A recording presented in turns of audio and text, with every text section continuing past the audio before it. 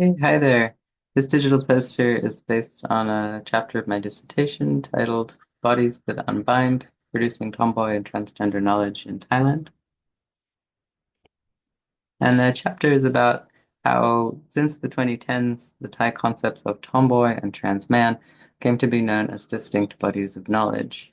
Here are some of the key terms I'll be using. Tom, from the English tomboy, emerged in Thai print media in the 1950s and gradually entered the vernacular from there. Trans is transliterated often directly into Thai as trans. Transgender is khampet. Transgender person is khampet. Trans woman ผู้หญิงข้ามเพศ trans man ผู้ชายข้ามเพศ so kham is to cross and pet is the Thai term for sex, gender, sexuality. Gathai is really important too. It's a Thai Khmer concept that historically denotes uh, either a combination of or a kind of movement between the positions of woman and man, female and male. Gathai is often used by activists and scholars writing in both Thai and English as another term for transgender woman. So, for some context, January 23rd, 2025 was the first official day of marriage equality in Thailand.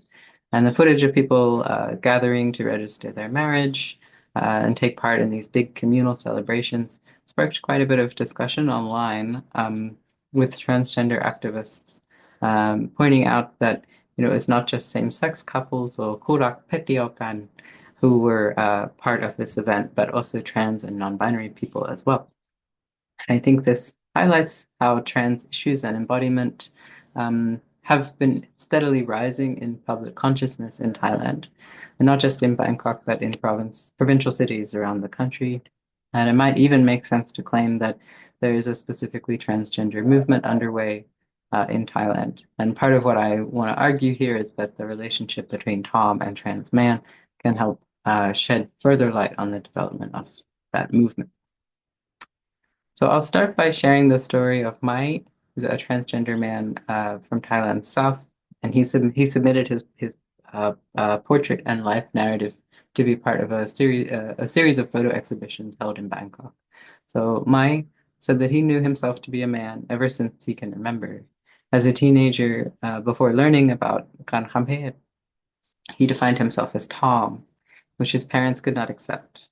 Mai was raised in a Muslim family, and his father in particular believed that being Tom, or someone who is Tham, third sex gender, constituted a sin against Islam.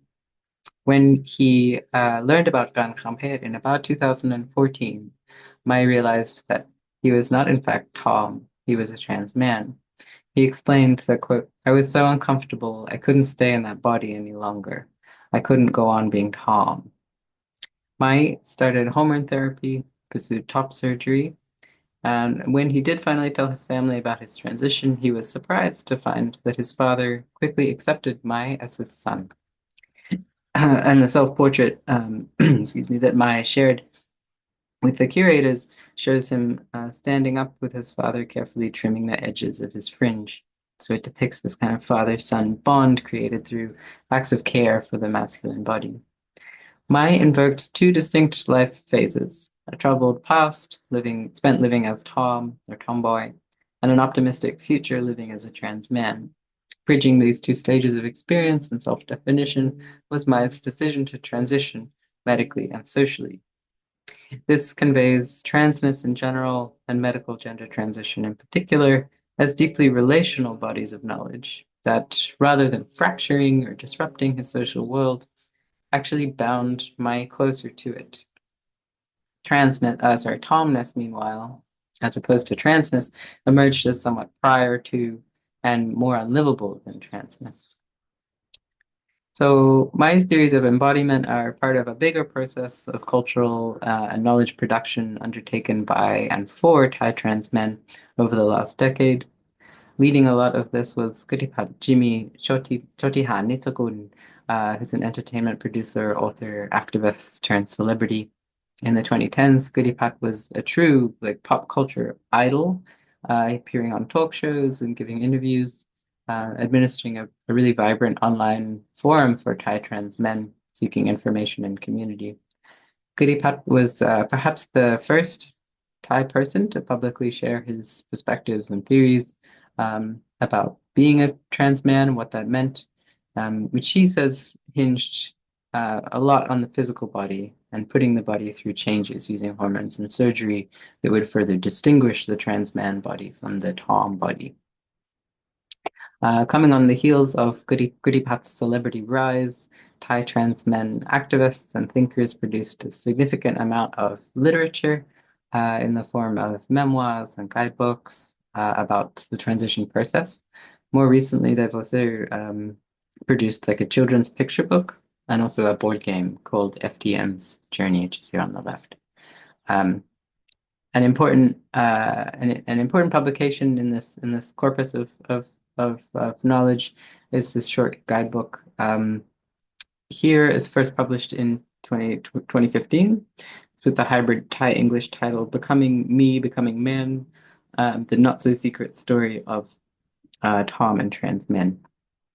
And the book follows a single first-person account of the sort of trans self-discovery in which the idea of Tom is regularly invoked as a kind of intermediate phase that one must move through in order to get to trans. So, while I'm claiming that Thai trans discourses constitute relatively new forms of knowledge, there's obviously nothing new about people crossing or transing gender, right? And it's important to state this explicitly because of how they claim that transgender identities are new and modern, inherently modern, has become weaponized in contemporary political ideologies, particularly in Anglo-North America, also in Asia and parts of Asia.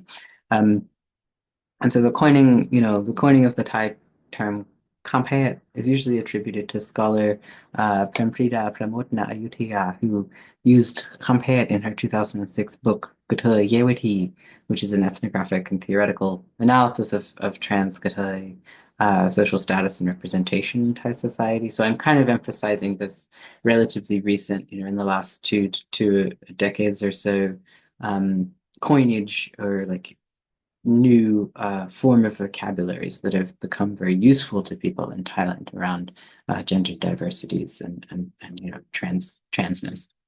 Definitions of Tom have varied really widely over the last 5 decades or so. Megan Sinnott's 2004 ethnography demonstrates that in the 1990s and early 2000s, Tom embodiment and self-knowledge drew strategically from the status of woman and man, but was reducible to neither.